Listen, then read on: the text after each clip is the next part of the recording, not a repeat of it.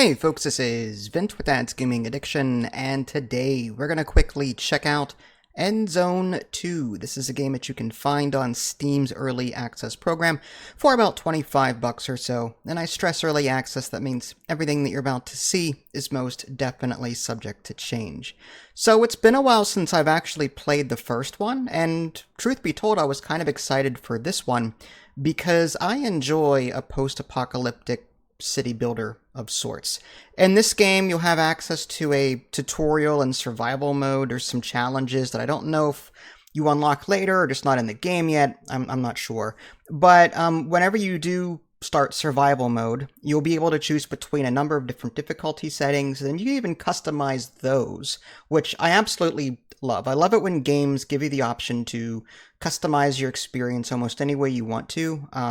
And granted, there's no like 0 to 100% sliders, but a lot of settings can be toggled on or off. Easy, normal, hard. I like that. So I do appreciate that. And the way this game is laid out, everything is kind of like in zones. If you've ever played the Anno games, at least the ones with the actual like sea ships, you start with a ship and then you find a nearest island and then you put like a warehouse / dock on it, and then from there you build on that island.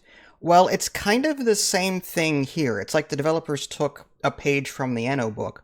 You start with a truck instead of a ship, and then you find like there's this island or this landmass, this zone, and then you find like the high ground, which has like it's a flat plateau of fertile soil. You can put down like a building there to start construction of your settlement.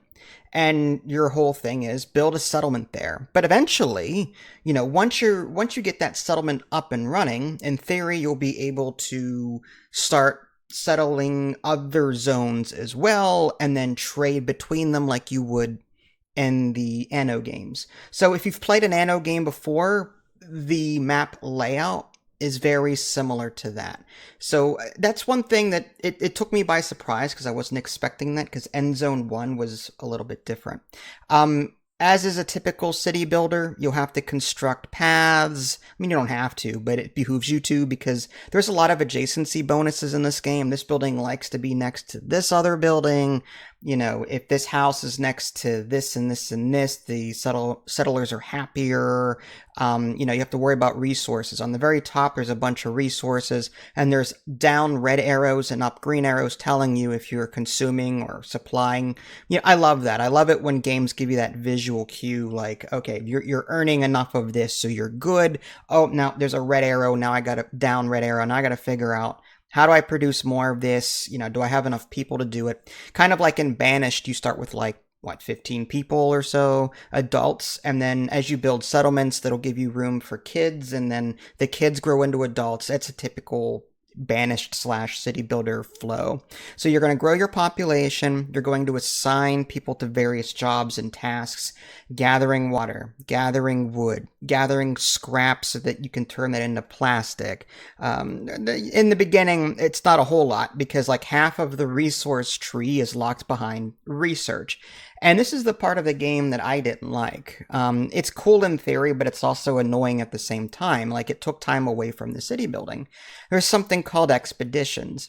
So you can still drive your truck around the map, like the land, as you're building your settlement. And you come across these points of interests, buildings that you can loot, for example, for resources. Some of these points of interests allow you to go on expeditions. That's where a random character, it doesn't seem to be any pattern to it. One time it's a girl that just came out of the van and you walk around with these people. The other time it was a guy. The other time it was a masked person.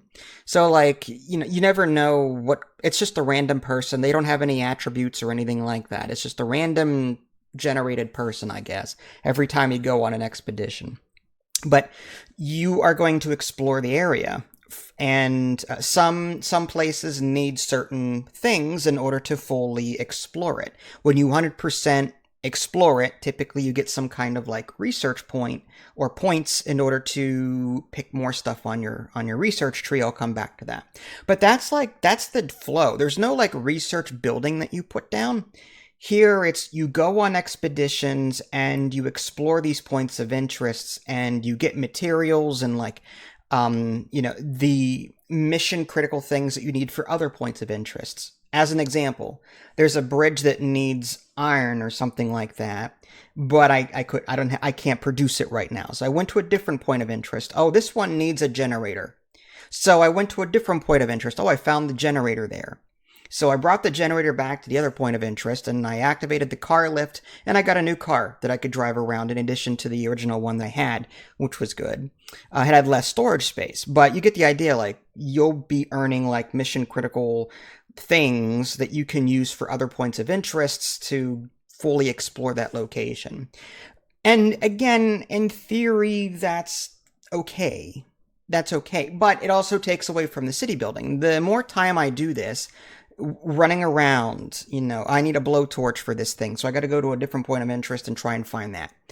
It takes time away from my city building. So, like, I think the game focuses too much on these expeditions, in my opinion. And the only way to get research done is through these expeditions.